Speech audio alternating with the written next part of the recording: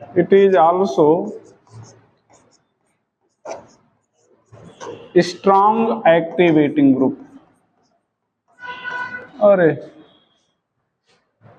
थोड़ा सा हेडिंग बदल लेना बेटा, ये ड्यू टू NH2 नहीं, ड्यू टू बेंजीन नहीं है ना।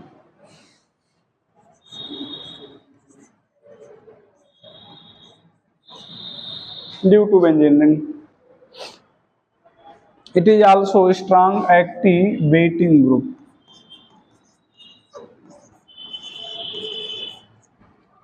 Strong activating group. हाँ,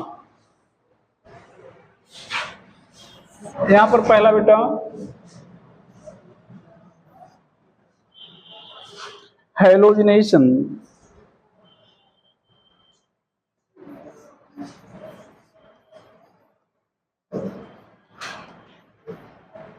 हैलोजिनेशन यहां पर ध्यान दीजिएगा,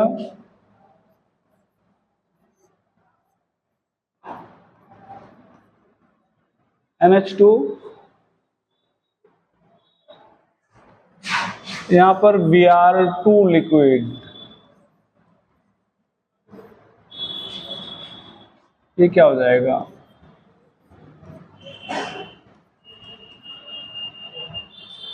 Br2 लिक्विड तो होता ही है, यहाँ पर CH2 गैस होगी, मतलब CH2। हाँ, यहाँ पर क्या लेंगे, CH2 लेंगे।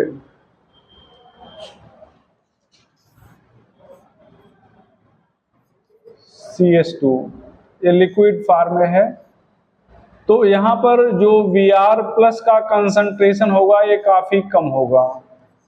कम क्यों है, क्योंकि ये नॉन पोलर सॉल्वेंट है। नॉन पोलर सॉल्वेंट में इलेक्ट्रोलाइटिक डिसोसिएशन बहुत कम होता है, तो इसलिए या तो ये आर्थो पर अटैक करेगा और या तो कहां पर अटैक करेगा, पैरा पे। दोनों में एक पूछा जाए तो आप क्या बोलेंगे, पैरा मेजर होगा। यहां पर Br2 लिक्विड वाटर के साथ आपने लिया है, तो ये Br प्लस का जो कंसंट्रेशन होगा ये ज्यादा होगा। क्यों, इलेक्ट्रोलाइटिक डिसोसिएशन क्या हो जाएगा, यहाँ पर बढ़ जाएगा। पोलर सॉल्वेंट में इलेक्ट्रोलाइटिक डिसोसिएशन क्या होता है, ज्यादा होता है। 2,4,6 ट्राइब्रोमो एनिलीन, व्हाइट PPT। अच्छा, ये ऐसा रिएक्शन, सेम रिएक्शन आप फिनाल में भी देखे हैं।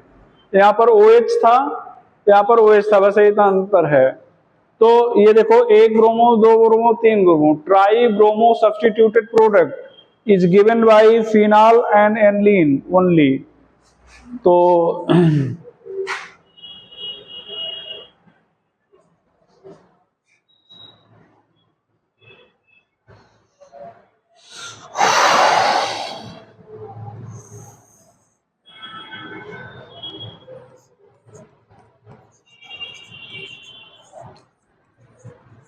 ट्राइब्रोमो सब्स्टिट्यूटेड प्रोडक्ट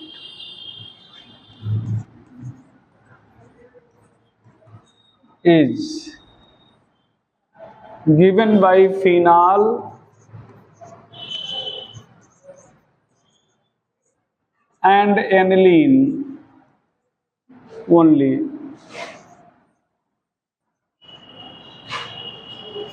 दूसरी हेडिंग है सल्फोनेशन। सल्फोनेशन में भैया ये NH2 है, ये कंसंट्रेट H2SO4 ले लेंगे तब भी काम चलेगा। यहाँ पर 433 केल्विन, यहाँ पर ये बन जाएगा NH2SO3H। ध्यान देना, आपको बताया गया पैरा मेजर होगा। आर्थो और पैरा में जनरली पैरा प्रोडक्ट मेजर होता है। जनरली पैरा प्रोडक्ट क्या होता है, मेजर। लेकिन सल्फोनेशन टेम्परेचर डिपेंडेंट होता है, टेम्परेचर पर निर्भर करता है। आपको पढ़ाया गया था कि हाई टेम्परेचर पे पैरा और लो टेम्परेचर पर आर्थो मेजरली मिलेगा। तो ये 433 केल्विन हाई टेम्परेचर है या लो? हाई। इसका नाम है, इसीलिए पैरा लिखा गया है, यहाँ आर्थो नहीं लिखा गया है। तो इसको कहेंगे सल्फानिलिक एसिड। Sulphanilic acid. अब यहाँ पर दो ग्रुप हैं, एसिडिक ग्रुप और बेसिक ग्रुप। तो ये ध्यान देना बेटा, यहां से H+ निकलेगा, NH2 से आके जुड़ जाएगा, तो ये हो जाएगा NH3+ और ये हो जाएगा SO3-। इसको कहेंगे Jupiter ion. Jupiter ion, Jupiter ion कहेंगे, या इसको हम लोग इंटरनल साल्ट कहते हैं। Internal salt. इंटरनल साल्ट, ध्यान दो, एसिड और बेस के न्यूट्रलाइजेशन से साल्ट बनता है, लेकिन जब उसी पार्ट मतलब कंपाउंड का एसिडिक पार्ट भी हो और बेसिक भी हो तो इसको क्या कहेंगे? Internal salt. इसको क्या कहेंगे? इंटरनल साल्ट कहेंगे। कोई प्रॉब्लम यहाँ तक? नहीं। तो लिख लेंगे Jupiter ion is form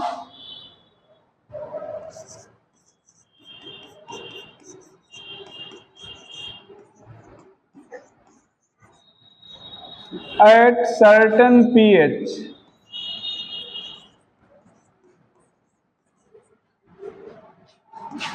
known as isoelectric point.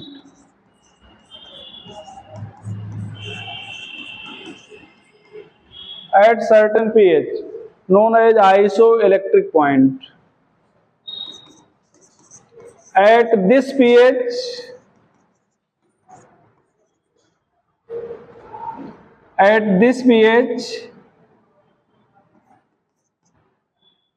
its solubility is minimum and it does not migrate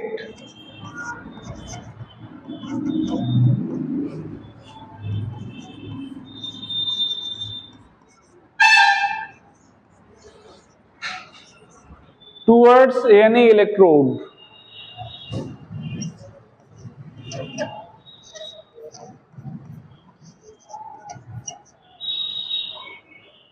Its solubility is minimum and it does not migrate towards any electrode.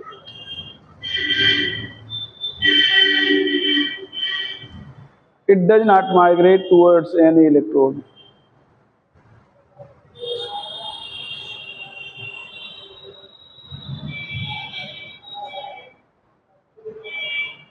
It does not migrate towards any electrode. ठीक बेटा? तो iso electric point में जो Jupiter ion है इसकी solubility सबसे कम होगी और ये किसी भी इलेक्ट्रोड की तरफ इस पॉइंट पे माइग्रेट नहीं करेगा, हमेशा नहीं बनेगा। एक निश्चित पीएच होगा जिस पर बनेगा और उस पीएच को क्या कहते हैं?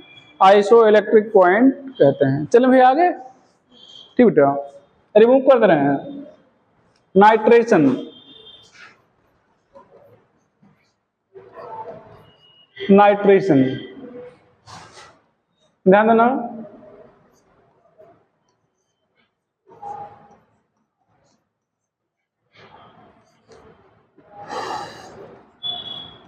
कंसंट्रेट HNO3,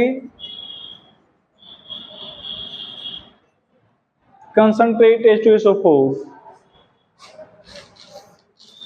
इन दोनों के रिएक्शन से यहां पर क्या मिल जाएगा? NO2+। ये रिएक्टिंग स्पीशीज होगी, इसको नाइट्रोनियम आयन भी कहेंगे। Nitronium ion. अब ध्यान देना, यहां पर मिलेगा क्या? NH2। ये NO2+ कहां पे अटैक करेगा? आर्थो पर। कहां पे अटैक करेगा? आर्थो पर तो अटैक कर चुका, अब पैरा पे और मेटा पे।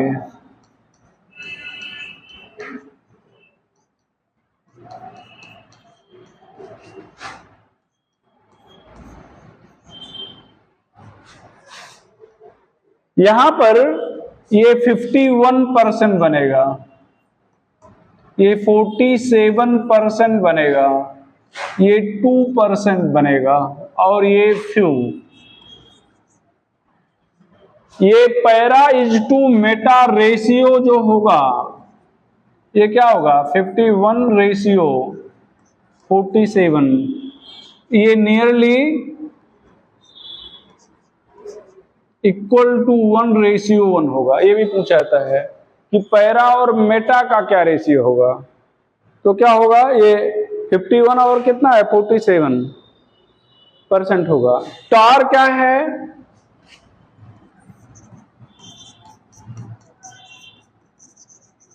Oxidised product of aniline. tar is oxidized product of aniline.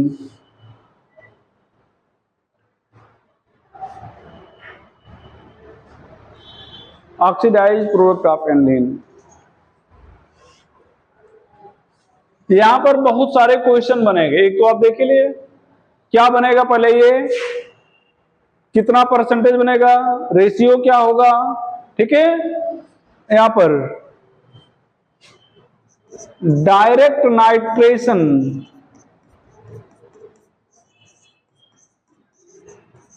Of aniline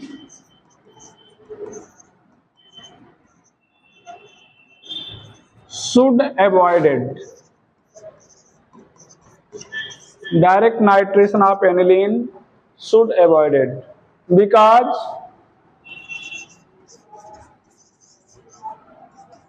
on direct nitration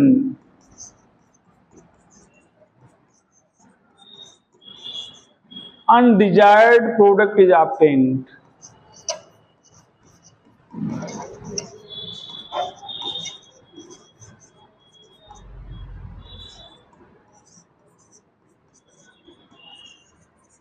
ध्यान रखिएगा, आपसे पूछा था डायरेक्ट नाइट्रेशन क्यों नहीं करना चाहिए, तो आप कहेंगे डायरेक्ट नाइट्रेशन पे आपको अनडिजायर्ड प्रोडक्ट मिलेंगे। मतलब अवांछित मटेरियल, मतलब जिनकी आप चाहत नहीं रखते हैं। आप पैरा, कहीं पर पैरा बनते देखे हैं अभी तक, मेटा बनते देखे हैं आर्थो पैरा के साथ, नहीं बनते देखे ना, लेकिन बन गया। तो क्यों, पहले तो क्यों बनेगा, तो ध्यान देना बेटा, क्यों बनेगा, चूंकि मीडियम आपका एसिडिक है और ये NH2 क्या है, बेसिक। तो मीडियम एसिडिक होने के कारण NH2 का प्रोटोनेशन, यहां से H2SO4 से H+ निकलेगा, जो NH2 से जुड़ जाएगा तो ये बन जाएगा NH3+। क्या बन जाएगा, NH3+ लिखे हो ना, तो क्या बन जाएगा NH3, तो हमने गलती से NH3+ नहीं लिख दिया है, बाकी दो जगह NH2 यहां पर NH3 कर दिया, ऐसा नहीं है। और NH3+ मेटा डायरेक्टिंग है। क्या होता है, -M ग्रुप होता है, मेटा डायरेक्टिंग होता है, इसलिए मेटा प्रोडक्ट भी मिलेगा। तो as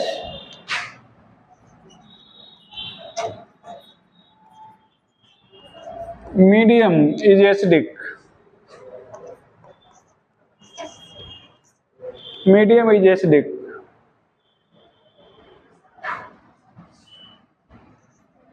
medium is acidic, so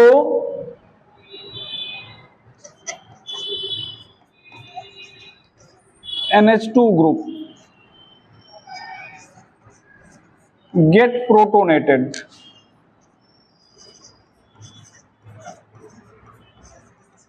NH2 group get protonated and convert into NH3+.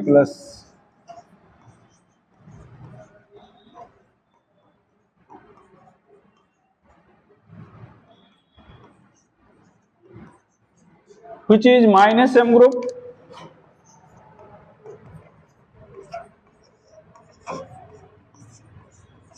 and meta directing.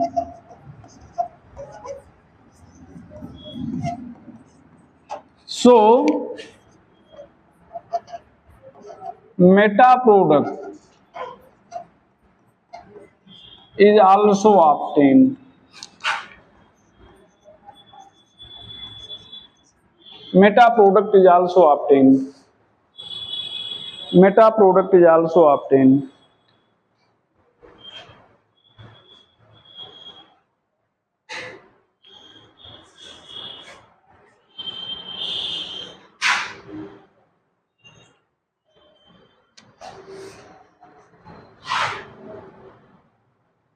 Further,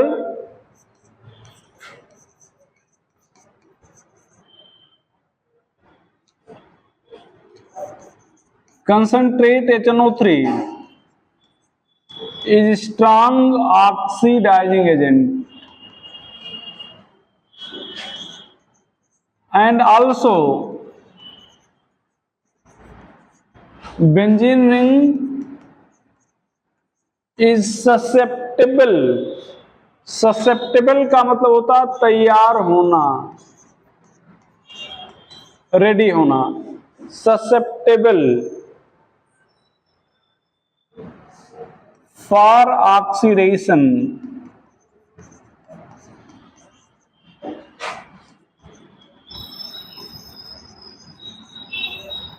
in presence of NH2 group. So, oxidized product of aniline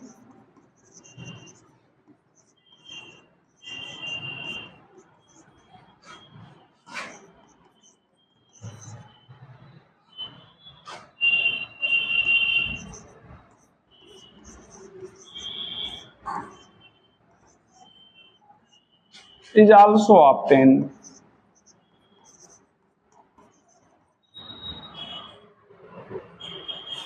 Oxidized product of aniline is also obtained.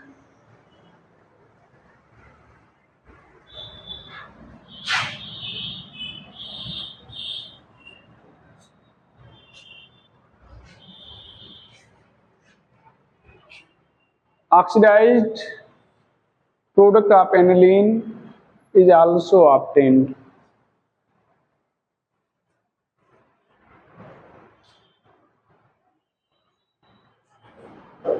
ठीक है, oxidised product of aniline is also obtained. चलें आगे.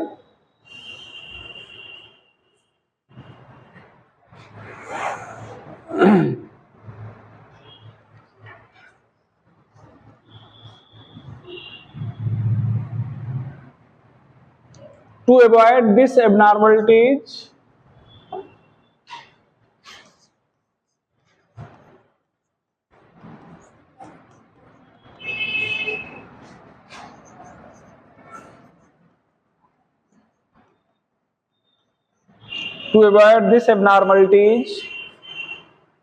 to avoid this abnormalities, बोलो. Before nitration,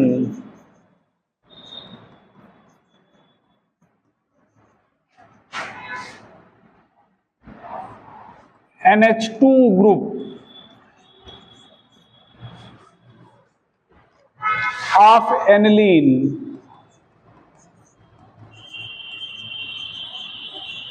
should protected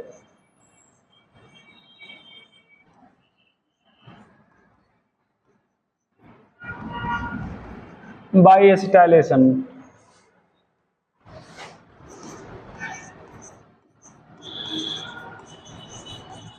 On acetylation, NH2 group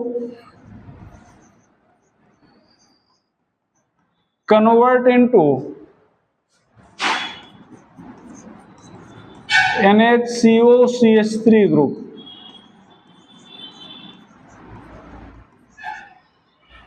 NHCOCH3 group, which is plus same group, but less activating, as lone pair of NH2 group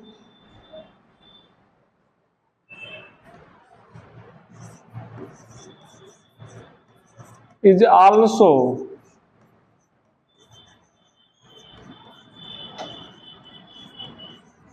in conjugation of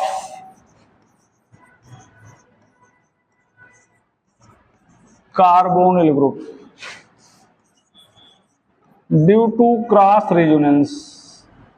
एक सीधे बोला जाए तो क्या बोलेंगे, cross resonance बोलेंगे, due to cross resonance.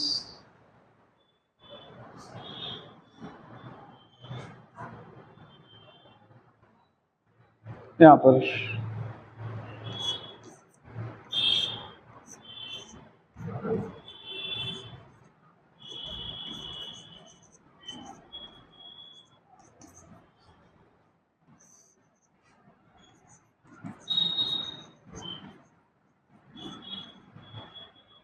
यहां से H और यहां से Cl निकल जाएगा।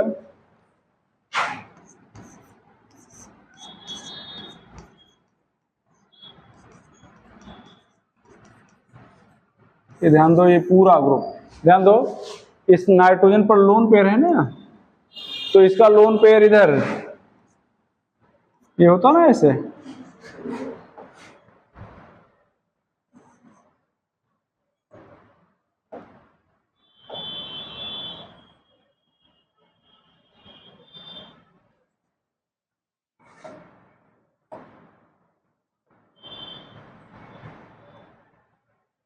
ठीक है। तो ये ध्यान दो, पहले पोजीशन पर डबल बॉन्ड है, सेकंड थर्ड पे लोन पेयर है, रेजोनेंस है। इधर पहले पोजीशन पर डबल बॉन्ड है, सेकंड थर्ड पर लोन पेयर है, रेजोनेंस है। तो ये लोन पेयर इधर भी जा सकता है, लोन पेयर इधर भी जा सकता है। तो जब दोनों साइड में डिलोकलाइजेशन पॉसिबल हो तो इसको क्या कहते हैं, क्रॉस रेजोनेंस। ठीक है, तो क्रॉस रेजोनेंस के कारण अब अगर ये इधर ना जाता, अब केवल इधर ही आता, तो इसका मतलब निश्चित रूप से इलेक्ट्रॉन डेंसिटी इंजीनियरिंग में ज्यादा होती है। इलेक्ट्रॉन डेंसिटी इंजीनियरिंग में ज्यादा होती तो एक्टिवेटेड ज्यादा रहता, इलेक्ट्रॉन डेंसिटी उतना ज्यादा नहीं बढ़ेगी, तो इसका मतलब उतना ज्यादा एक्टिवेटेड ये नहीं है, तो अब इसका ऑक्सीडेशन नहीं होगा। आगे चला जाए, तो ये चीज, ये सारी चीजें पूछी जाती हैं। कई बार ये रिएक्शन कंप्लीट करने के लिए कहता है, तो देखा जाए यहां पर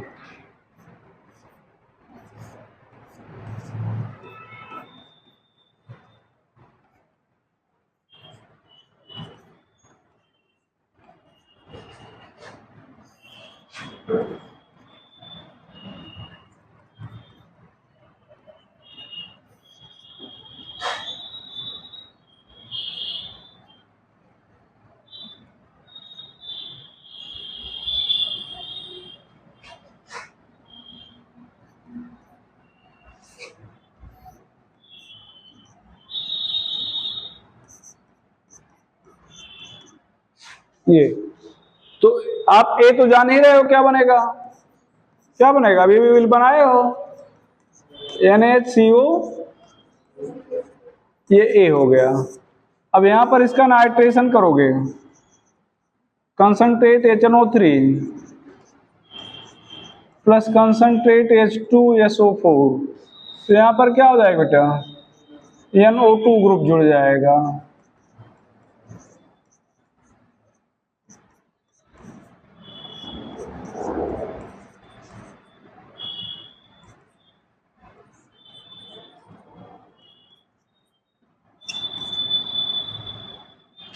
यहां पर NO2, अब इसकी हाइड्रोलाइज कर दिया जाए, तो ये प्लस, ये क्या हो जाएगा माइनस, ये बांड टूटेगा, देखो यहाँ माइनस, यहाँ पर क्या हो जाएगा प्लस, तो यहाँ पर H आ जाएगा।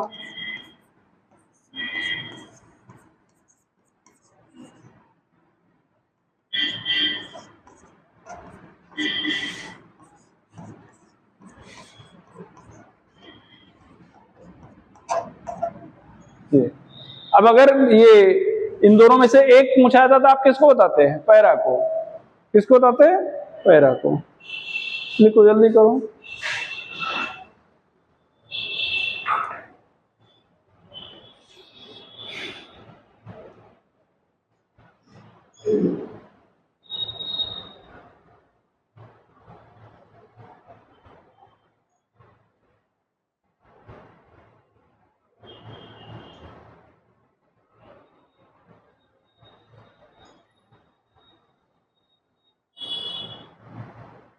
चलो बेटा, भैया रिमूव कर रहे हैं, रिमूव कर रहे हैं। चलो चलो देखा जाए।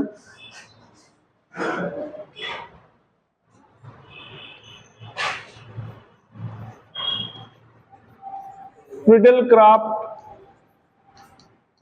alkylation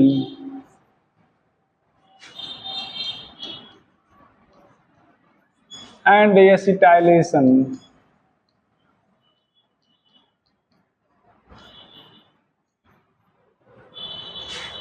does not occur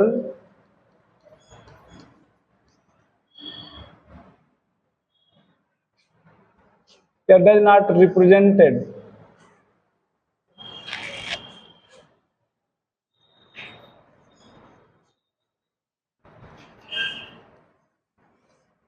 does not represented by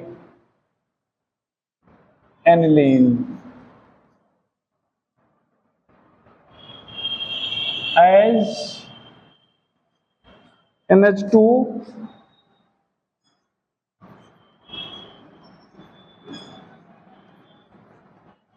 of aniline form complex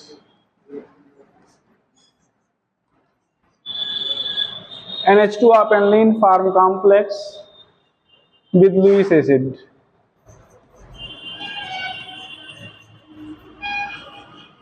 and it convert into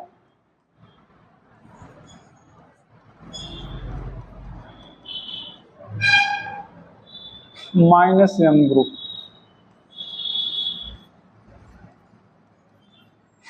which is deactivating,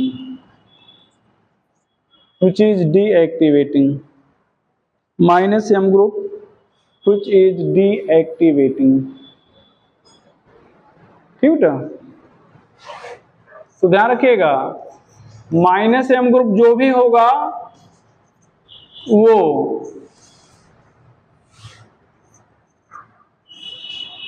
Friedel-Crafts reaction represent नहीं करता, ठीक है। प्लस एम रिप्रेजेंट करते हैं लेकिन एनिलीन रिप्रेजेंट नहीं करता, NH2। फिनाल का आंसर हम लोग बड़ा सोच समझ के देंगे। 2% देता है, कितना देता है? 2%। 2% देता है, इसका मतलब जैसी कंडीशन देखेंगे, देने वाले में देखेंगे तो देने वाले में रख देंगे और ना देने वाले में देखेंगे तो ना देने वाले में। बात सुनो ना, तो वहां सोच के आंसर देना होगा। अब ये ध्यान देना बेटा, अपना ये लोन पेयर इसको दे देगा तो यहां पर क्या बना लेगा, ये NH2AlCl3, ये कॉम्प्लेक्स बन गया। चाहे इसको आप प्लस कर सकते हो, इसको माइनस। तो अब ये हो गया माइनस एम ग्रुप। क्या हो गया? Minus M group deactivating. आज हम लोग 2 हेडिंग डाले थे, reaction due to benzene ring, reaction due to NH2, ठीक है। अच्छा, एक और चीज, ऑक्सीडेशन।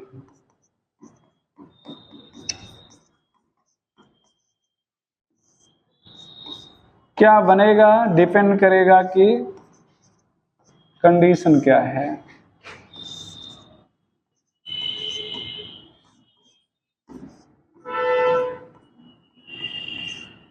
क्विनोलिन,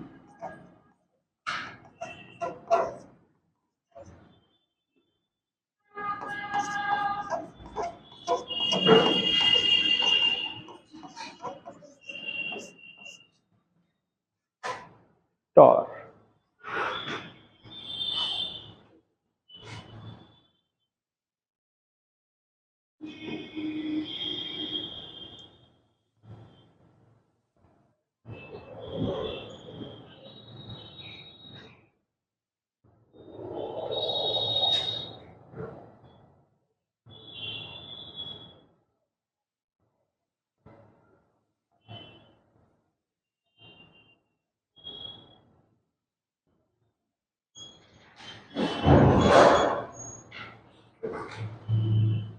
चला आगे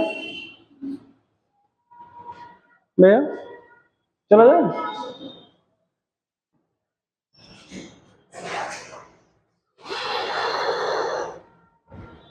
due to NH2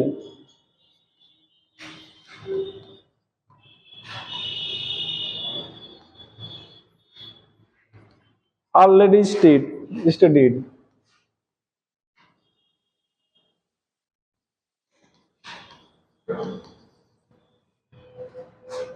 Already studied.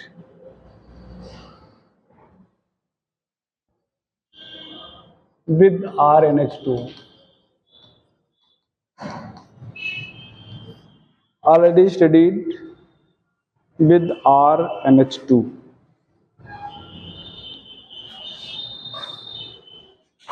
Already studied with RNH2. ठीक है, तो RNH2 के साथ पहले पढ़ लिया गया है। चलो अब आप फिर लेंगे बेंजीन डायोनियम क्लोराइड।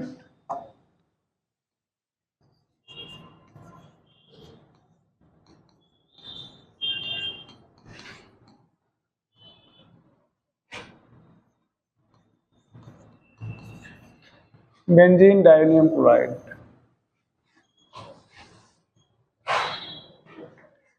ये फार्मूला है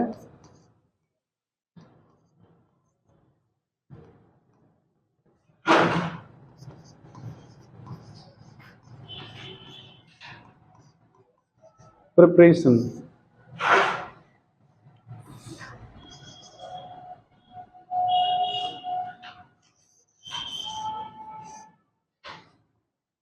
by diazotization of aniline।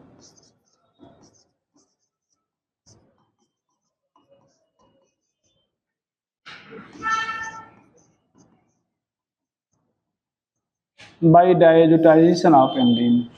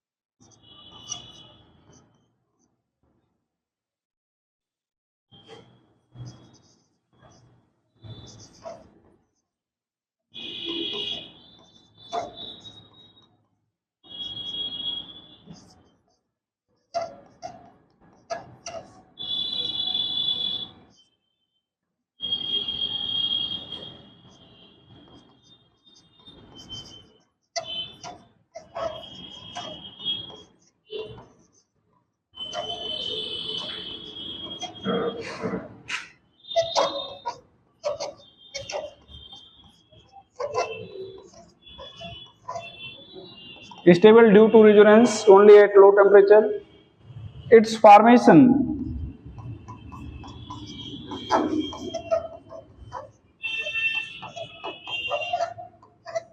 is known as diazotization.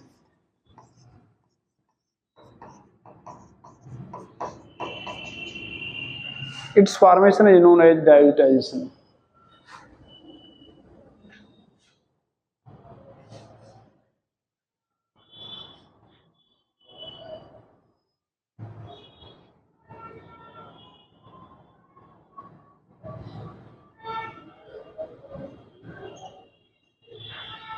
Its formation is known as diazotization. आगे चलें भैया, रिमूव कर रहे हैं। Chemical reaction,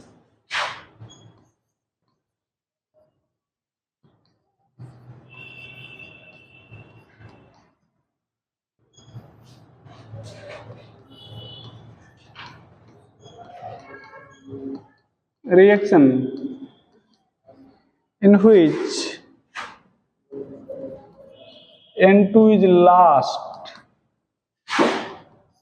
reaction in which N2 is maintained,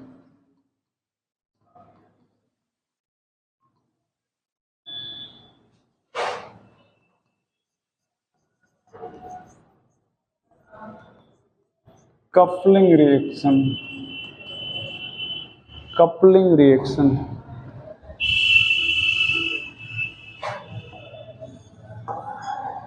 पहला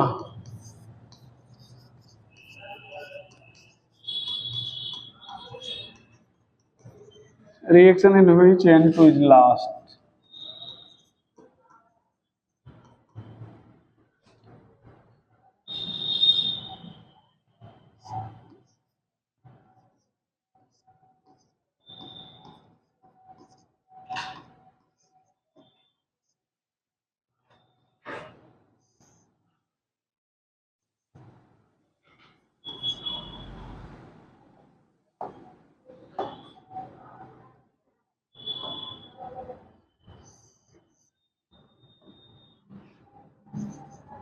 CuCl सब पढ़े हो, ये N2 इज लास्ट सारा रिएक्शन पढ़े हो, बस केवल एक फॉर्मेलिटी के लिए लिख दे रहे हैं।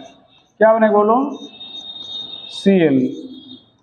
ये देखो N2 जाएगा प्लस अपना यहां छोड़ता जाएगा, Cl यहां से आ जाएगा, ठीक है। और यहां पर N2 CuVr HBr ले रहे हैं, क्या लिखने वाले हो?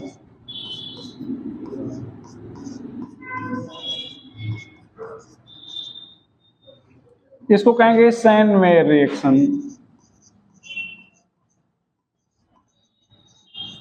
क्या कहने वाले हो? यील्ड अप टू 80%, भैया। CuHCl, यहां पर भी क्लोरोबेंजीन होगा, CuHBr,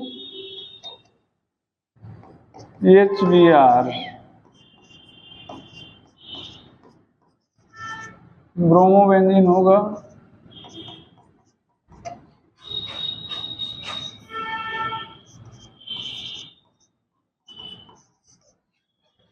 Gattermann reaction.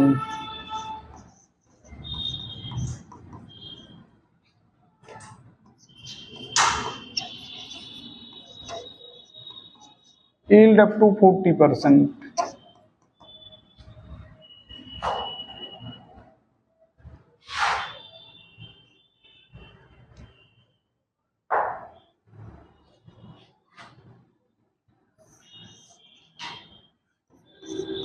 KI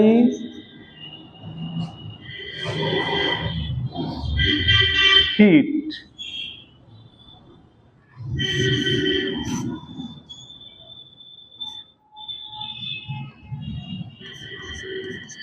KI के साथ ही आयोडोबेंजीन हो जाएगा,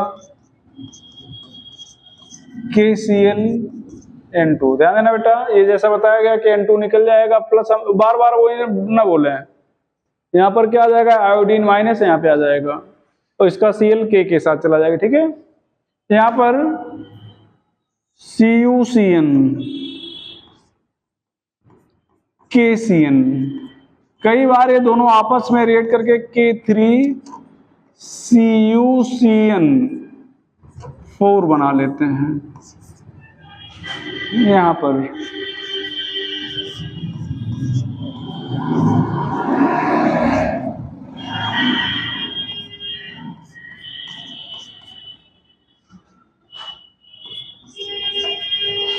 मॉडिफाइड सैंड-मेयर रिएक्शन।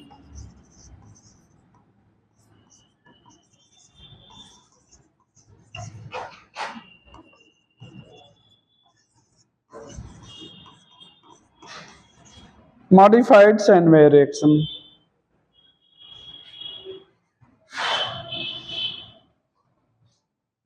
फिर से लिख दे रहे हैं इसको, ठीक है। N2 प्लस Cl माइनस, यहां पर ध्यान देना बेटा, HBF4, H plus BF4 minus, hydrogen tetrafluoroborate कहते हैं। यहां से HCl निकल जाएगा, N2 plus BF4 minus.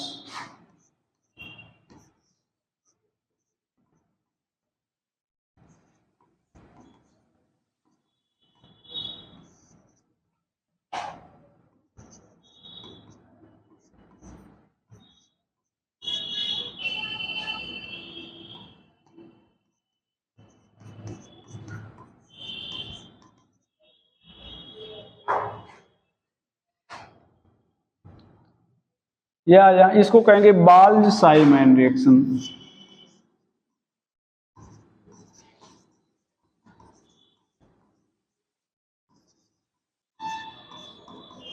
बाल्ज-साइमन reaction, या यहां पर ध्यान देना Cu NaNO2 हीट। एक मिनट, हेलो, हाँ नमस्ते, हाँ खुला है 4 बजे से 4:15 और तक आ जाएंगे सर, है ना? ठीक।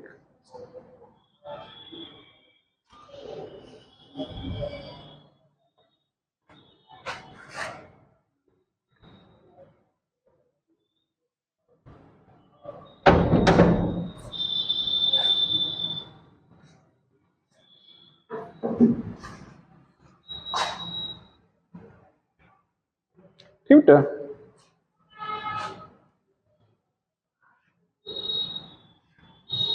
तो यहां पर क्या आ जाएगा, NO2 आ जाएगा। ध्यान देना, ये यहां से हीट मतलब हीट करने पर N2 निकल जाएगा, अपना प्लस छोड़ेगा, तो यहां से BF4 माइनस है ना, तो एक F यहां आ जाएगा, BF3 बचेगा, और पूरा काम वही होगा, हीट करोगे तो N2 निकल जाएगा, प्लस छोड़ेगा। तो अब यहां पर या तो यहां से F माइनस इस पर अटैक करे, या तो NO2 माइनस अटैक करे, तो NO2 माइनस की न्यूक्लियोफिलिसिटी F माइनस से ज्यादा होगी, तो NO2 माइनस तेजी से अटैक कर देगा। तो बाकी जो होंगे, यहां पर क्या निकल गया, N2 निकल गया, BF3 निकल गया, और यहां पर जो एक F बच रहा है इसे Na के साथ चला जाएगा। बाई प्रोडक्ट से अलग कोई मतलब नहीं है। आप पूरा ऐसे खींच के लिख देंगे यहां तक SN1 रिएक्शन, यहां तक मतलब शुरू से ऊपर से सैंडमेयर रिएक्शन से। बात सुने ना, सैंडमेयर से आप खींच तक लिख देंगे, अगर नहीं पेज क्रॉस हो गया तो 2 बार में लिख देंगे, ठीक है? तो ऊपर जो पीछे पढ़े हो सब SN1 रिएक्शन पढ़े हो, ठीक बेटा? अच्छा, यहां पर ध्यान देना, इसके बाद ये इंपॉर्टेंट रिएक्शन है, CH3 CH2OH, तो यहां से 2 H निकल जाएंगे, कितने? 2। यहां N2 अपना प्लस छोड़ेगा, N2 निकल जाएगा, यहां से एक H और एक H,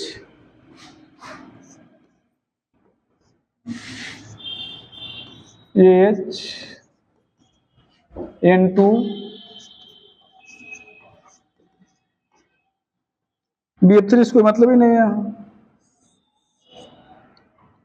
यहां पर ये CH3 CHO बन गया, HCl, कितना H निकला है? 2, तो एक HCl के साथ चला गया, एक H यहां आ गया। तो किसी भी कंपाउंड से H का निकलना क्या है? ऑक्सीडेशन। इसका मतलब इसका ऑक्सीडेशन हुआ है, और जिसके लिए उत्तरदायी कौन है? मतलब इस रिएक्शन में एजोनियम साल्ट ऑक्सीडाइजिंग एजेंट की तरह कार्य कर रहा है। यहां पर ध्यान दो, ये भी बुक में बना हुआ, आपके एनसीईआरटी में बना हुआ है, दोनों जो लिख रहे हैं, सुन रहे हो ना भैया? 2 H यहां पर आपका ये वाटर से निकलेगा, एक H यहां, एक HCl के साथ, ठीक है? यहां पर अब HCl, ये जो ऑक्सीजन वाटर वाला बचेगा यहां जुड़ जाएगा, H3PO3। यहां पर एक, हालांकि आपके बुक में तो नहीं है लेकिन पूछने को पूछ सकता है, Na2SNO2 वाटर, काम वही होगा, दोनों H निकलेंगे और ऑक्सीजन यहां पे आ जाएगा।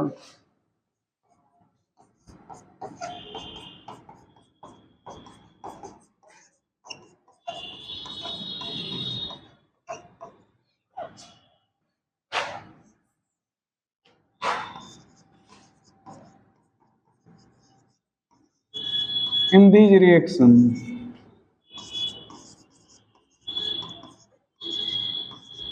ammonium salt acts as oxidizing agent, इस रिएक्शन में एजोनियम साल्ट ऑक्सीडाइजिंग एजेंट की तरह कार्य करेगा। In these reaction azonium salt acts as oxidising agent. चलें भैया,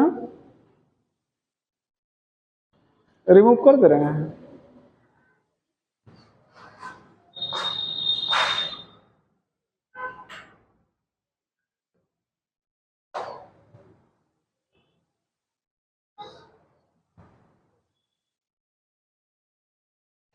reaction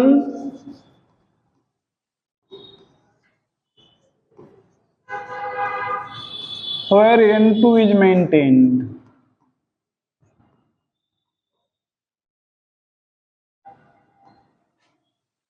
reaction where N2 is maintained, ऐसे रिएक्शन जहां नाइट्रोजन उपस्थित है, बना रहता है।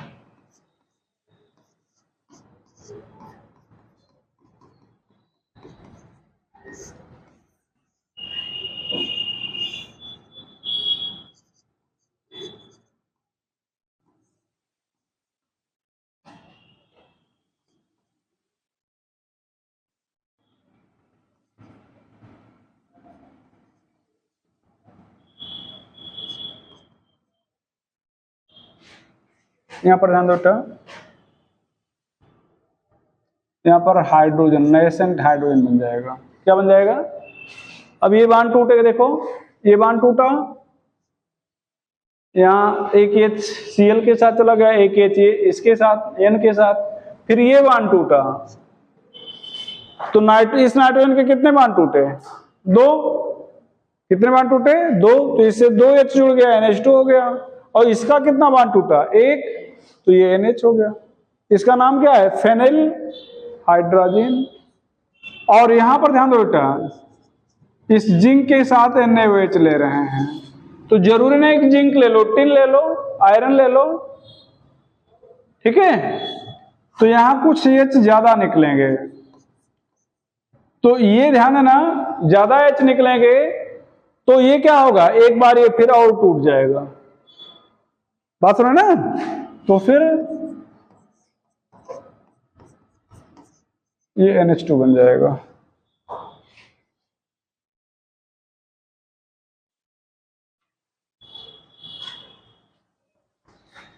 चले भैया,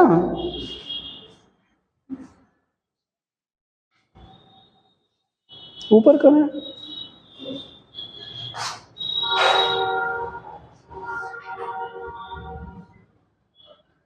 condensation reaction,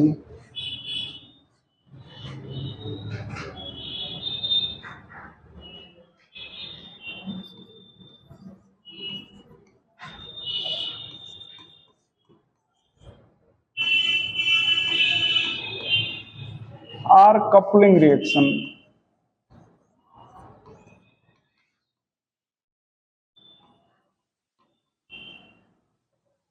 condensation reaction, or coupling reaction.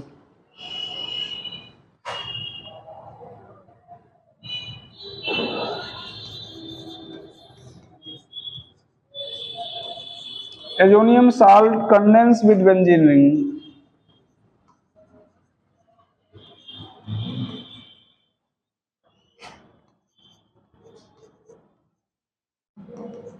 Slowly.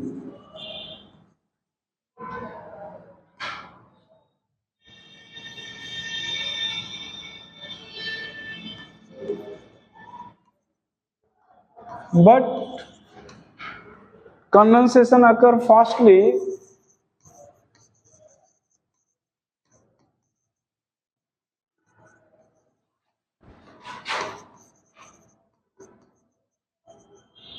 at para position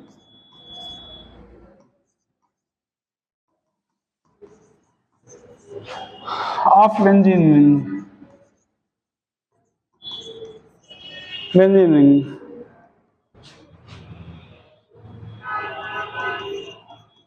If it has plus M group.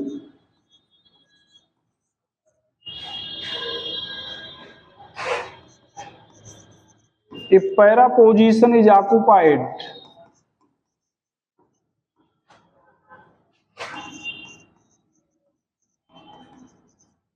Condensation occur at ortho position.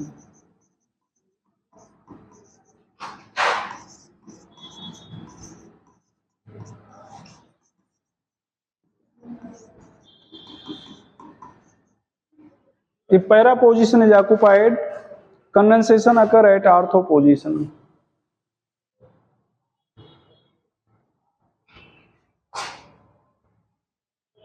लिख लियो ना, लिख लियो सभी, चलो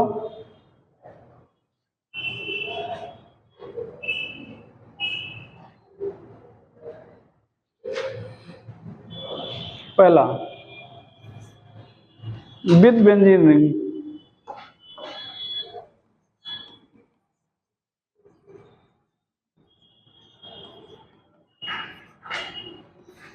यहां पर ये ध्यान देना बेटा, ये बेंजीन रिंग है, ठीक है। यहां पर NaOH, यहां से HCl निकल जाएगा,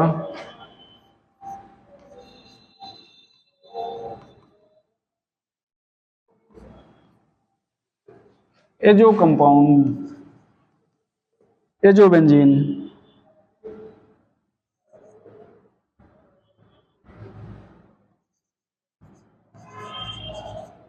एजो बेंजीन।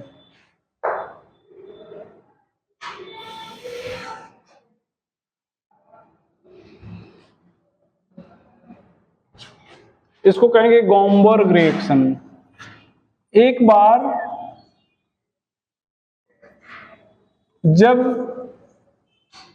नीट नहीं होता था, स्टेट वाइज होता था, तब पूछा गया था कि दिस रिएक्शन इज, ऐसे रिएक्शन ऐसे लिख दिया गया था, प्रोडक्ट बना दिया गया था, this reaction is example of option 1 Gomberg reaction, B condensation reaction, C D कुछ और था, बोथ नहीं था, बोथ नहीं था।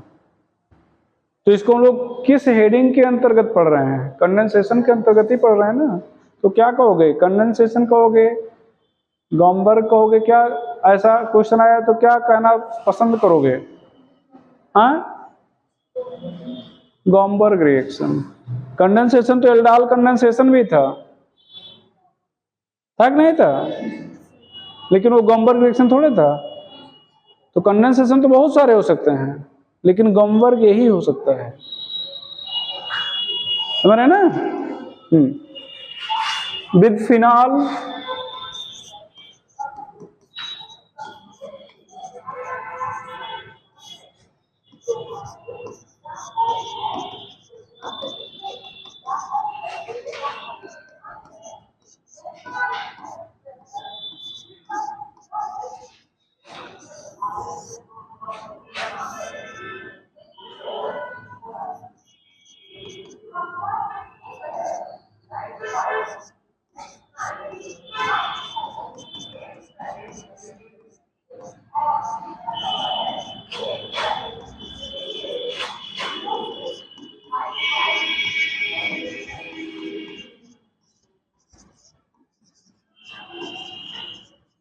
पैरा हाइड्रोक्सी एजोबेंजीन,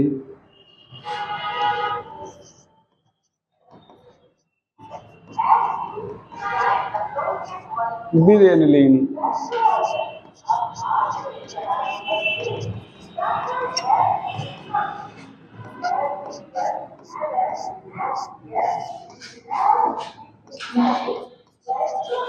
यहां पर पीएच एसिडिक होगा,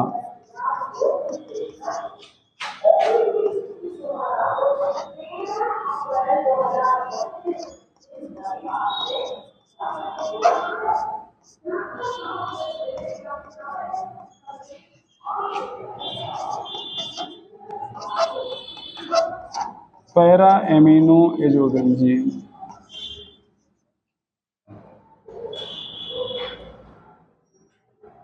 ये सब डाई हैं, डाई मतलब कलरिंग एजेंट, कलरिंग एजेंट। और कैसे जानेंगे डाई? बेंजीन रिंग से जुड़े ग्रुप में अगर मल्टीपल बॉन्ड है तो डाई होगा, ठीक है। देखो बेंजीन रिंग है, जुड़े ग्रुप में डबल बॉन्ड है, डाई है। यहां पर आगे वैसे लिख दे रहे हैं।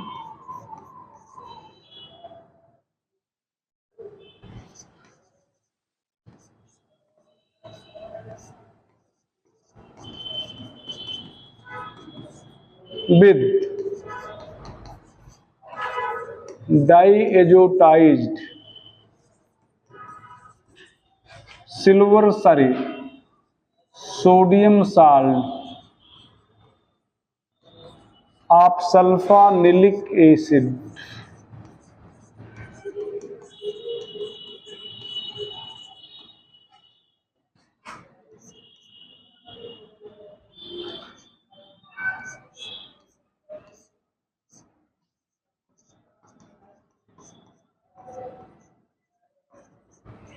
ये ध्यान देना बेटा,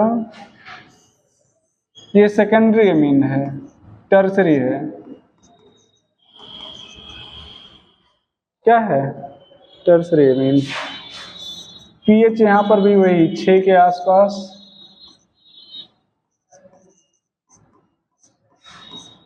ध्यान दो,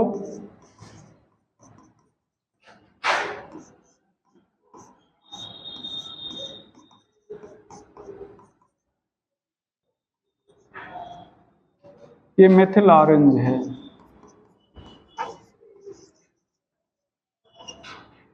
क्या है? Methyl orange. इंडिकेटर होता है। क्या होता है? इंडिकेटर।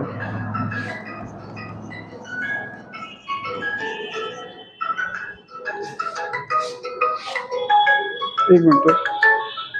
हेलो हेलो, सावित्री में अभी चल नहीं रहे, 4 बजे से ना टाइम, तब बैठो वहीं क्लास में। नीचे नीचे तो ठीक, किसी कमरे में, 2 कमरे ना नीचे, तो एक कमरे में हो रही होगी, एक में बैठो। हम आ रहे हैं भैया, ठीक।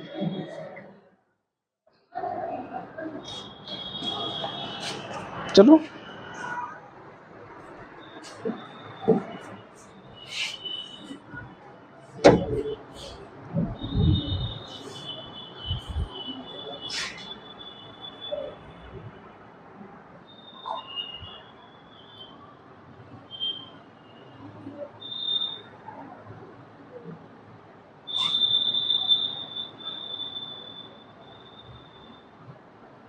यहाँ पर देखो। अब यहाँ पर देखो बेटा, जैसे आपने कहा था कि अगर आर्थो मतलब पैरा पोजीशन पर पहले से कोई ग्रुप जुड़ा हुआ है तो फिर कंडेंसेशन कहाँ पे होगा? आर्थो पर होगा। कहाँ पे होगा? अब ध्यान दो, NH2 का पैरा पोजीशन CH3 और CH3 का पैरा पोजीशन आर्थो मतलब NH2। अब 2 ग्रुप है ना, तो अब ये CH3 के आर्थो पोजीशन पे होगा या NH2 के आर्थो पर? तो जो ज्यादा स्ट्रांग पावर मतलब ग्रुप होगा, तो कौन ज्यादा स्ट्रांग है? NH2। तो NH2 के रिस्पेक्ट में ये आर्थो पोजीशन पे होगा।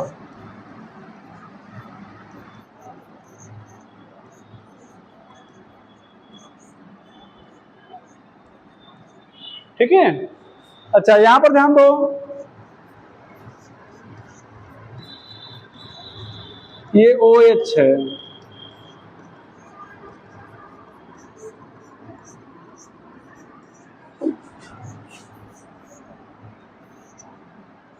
ये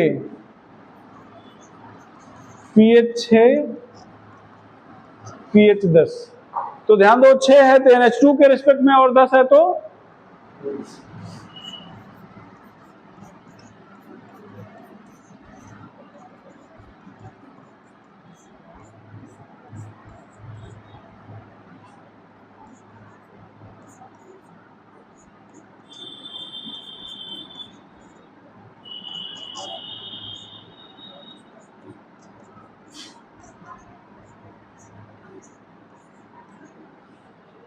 हो जाएगा।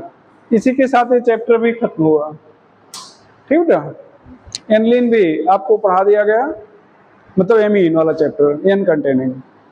ठीक है, अब एक बच रहा है बायोमॉलिक्यूल, देखें अगर मौका मिलता है तो फिर उसको भी देखेंगे। ठीक है, चलो फिजिक्स वाले सर आ रहे होंगे, उनको आज थोड़ा सा कुछ काम पड़ गया तो हम आ गए, है ना। ठीक है,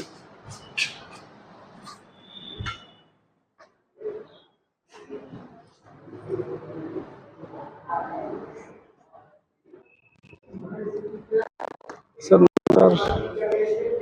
सर सर आ रहे हैं।